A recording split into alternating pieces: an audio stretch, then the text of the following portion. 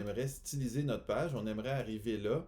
Pour le moment, on est comme ça ici dans notre atelier, donc c'est-à-dire qu'on a du HTML, mais qu'on n'a pas de CSS, on n'a pas de style. Là, comme je vous l'expliquais dans le précédent tuto, on va mettre une feuille de style externe qui va cascader sur toutes les feuilles du site. Ça va être plus rapide, puis on n'aura pas besoin d'entrer à chaque fois les informations dans chacune des balises. Alors, pour faire ça, ce que je dois faire, c'est que je dois aller dans mon fichier d'index et faites bien attention, il faut être dans le head.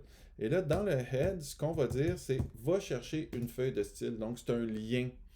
Un lien, on va relier, donc link, URL. Et là, il faut écrire style sheet pour dire au HTML ce que tu vas chercher. Il s'agit d'un style sheet. Et elle est où, cette feuille de style sheet-là? On l'a déjà vu, ça, dans les liens hypertextes. C'est un hypertext reference. Et là, je vais l'appeler défaut.css.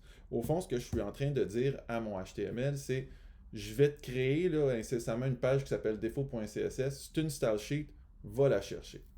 Voilà, c'est ça, justement. Je lui ai dit ça, mais là, il faut bien que je la crée, cette feuille-là. Donc, je vais aller avec Fichier, Nouveau fichier. Et c'est quoi le langage? Eh bien, le langage de ce fichier-là, ce sont les CSS, les Cascading Style Sheet. Et lorsque je vais faire enregistrer ce nouveau fichier-là, bien attention de l'enregistrer à côté de mon index que je viens de créer. Je vais l'appeler défaut.css. J'aurais pu l'appeler comme je veux, mais je vais l'appeler du même nom que ce que j'ai appelé ici là, dans le style sheet, c'est-à-dire default.css. Puis c'est un nom standard. Là, les deux sont reliés.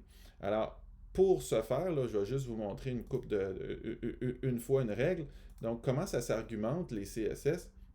C'est qu'on met la tag, donc l'argument HTML à être modifié, body par exemple. Ensuite, on ouvre les accolades. Moi, je l'ai avec Alt 7 et Alt 8 pour mes accolades qui ouvrent puis mes accolades qui ferment.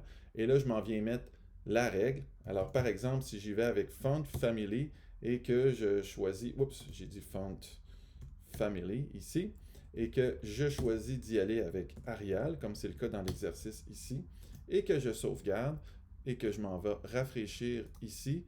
Voilà, ici, pardon, je vais revenir ici, je vais refaire mon Go Live, je testais sûrement pas la bonne chose.